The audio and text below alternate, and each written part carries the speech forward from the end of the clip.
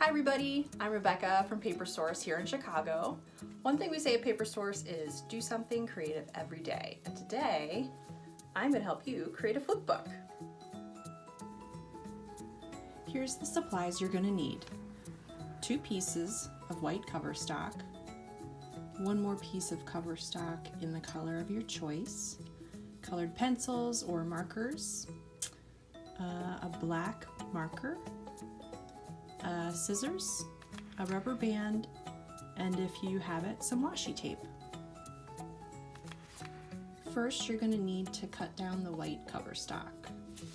You're going to cut it in half long ways and then cut each half into quarters. If you don't have a paper trimmer, you can simply fold and tear like this.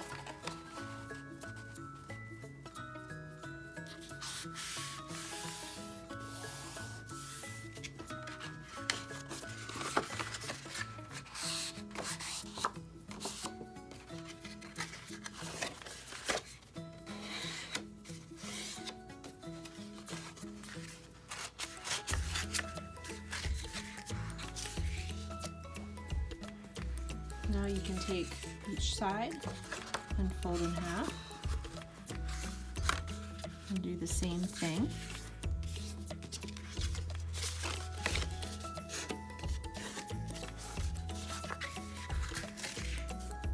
And then fold each of these in half and tear those as well.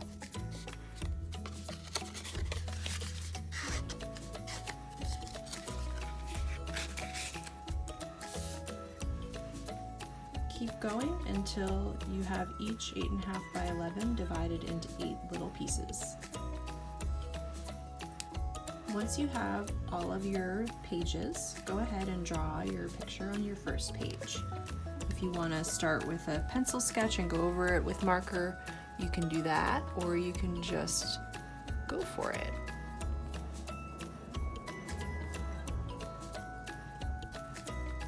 I'm drawing a flower pot,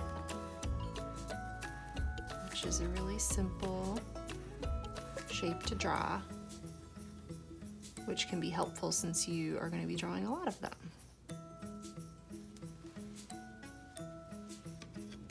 So now I have my flower pot and the ground drawn. I'm going to go ahead and trace this onto all the other pages. So I've held this up to a sunny window.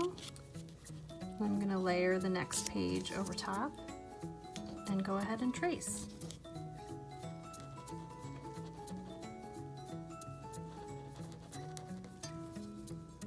The reason I'm tracing this onto every page is this is going to be a part of my story that doesn't move. The pot and the ground will always be there, and all the other action will happen around it. So after I've traced this onto every page, I can go ahead and add all the action in. Now I've got all 16 pages filled with flower pots, and it's time to start adding the action to my flip book. In this case, I'm going to make the action seeds being planted and a flower blooming. I've taken my second page and I've added the very first step in that action, which is the seed packet coming into the frame. So with each action, you want to draw it in tiny little increments so you see a progression across the book. Once you've got all of your pages drawn, it's time to start coloring.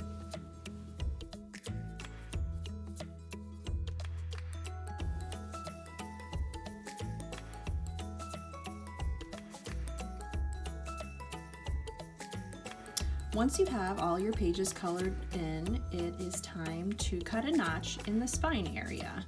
That's going to help us keep the flip book together when we flip it.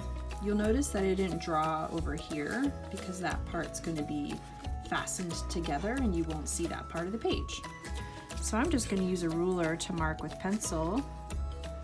And this doesn't have to be exact, but you do want the notch to be at the same place roughly at the top and bottom. So I'm doing some pencil marks to guide me, and then I'm just cutting a little V shape, just 2 little snips on each part. I'm going to repeat that there.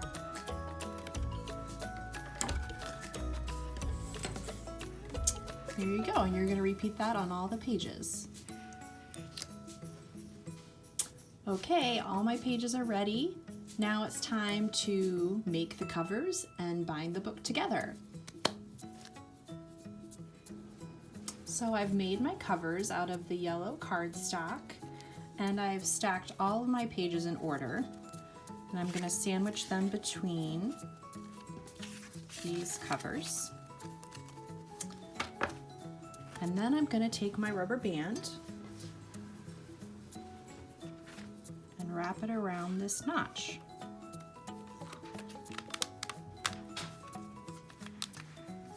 So that's going to keep my book together when I flip it. For extra reinforcement and a little decoration, I'm going to add some washi tape to this section here.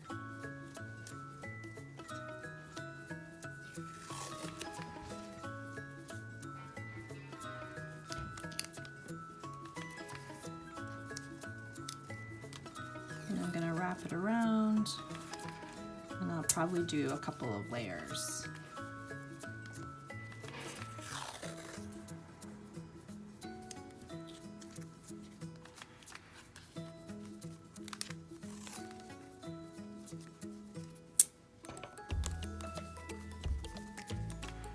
All done.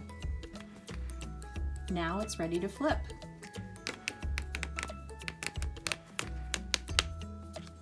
Yay!